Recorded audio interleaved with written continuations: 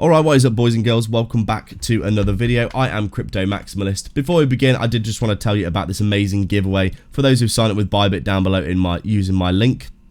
I've partnered with them to offer a free $500 trading position on their platform to do as you choose with.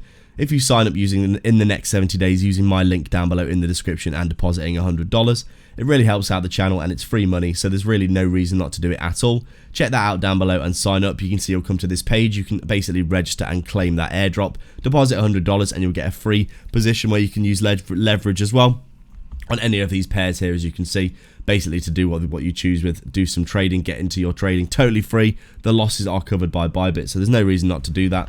And with that being said, we can take a quick look at Polygon then on our daily time frame. As we can see, not much to report over the past week. We're basically just chopping sideways at this support level. Very little desire, in my opinion, for people to be selling at these prices. You can see we've come down into this big area of demand for Polygon. Obviously, in the previous bull market, we did see some price action like this for Polygon coming up. And then we've obviously come down, tapped this zone, and we've tapped it again now in this bearish period of the market as things continue to chop sideways.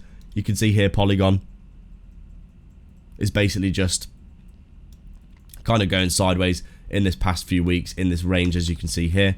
Overall, I would say right now we're basically just bouncing at this area of support as well. You can see bounce, bounce, bounce, bounce, and now bouncing again. Also coming down to this range low area.